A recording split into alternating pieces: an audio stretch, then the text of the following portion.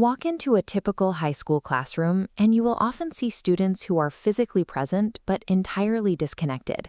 They complete assignments out of obligation, waiting for the bell to ring.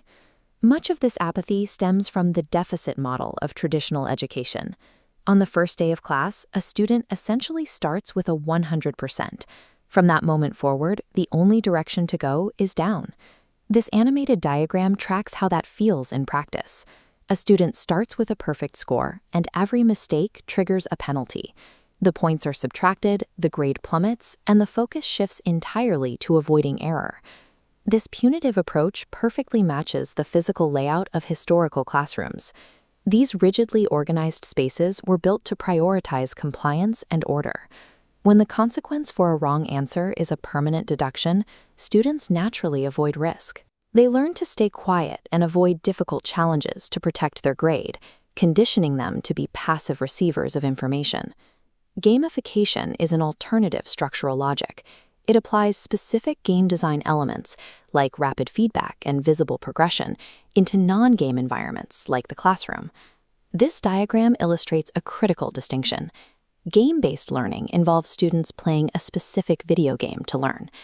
Gamification, however, takes the existing academic structure, the textbooks and lectures, and redesigns how students interact with them.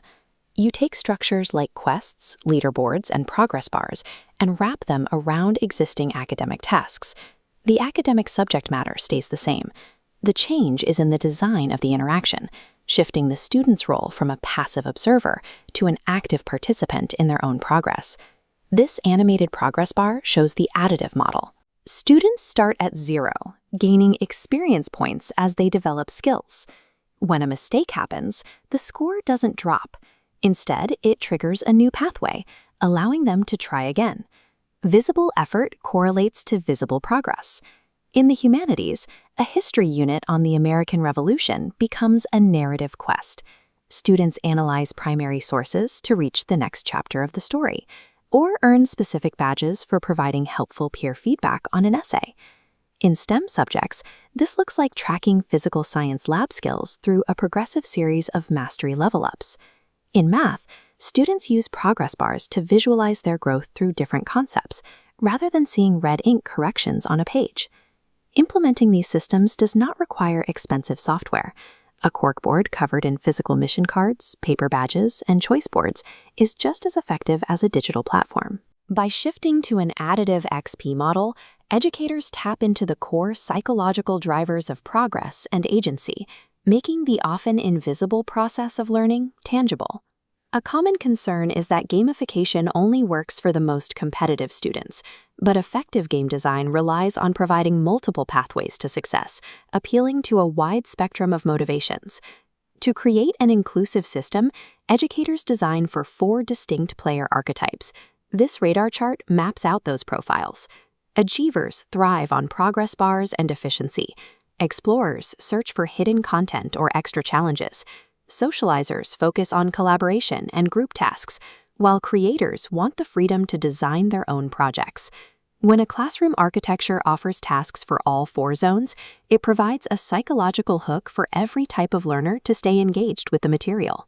While solving the problem in front of them, students in a gamified environment practice 21st century skills.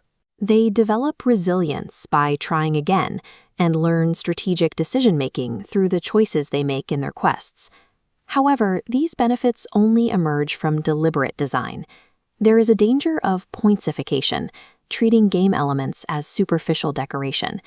If a task is entirely repetitive, slapping a digital sticker on top of it will not create intrinsic motivation.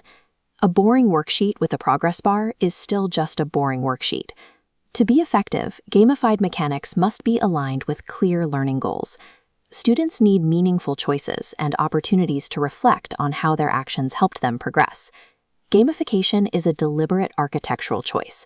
By replacing a focus on penalties with a focus on progress, educators can reorient the student's daily experience, moving from passive compliance toward a system where every task contributes to a visible, self-driven path.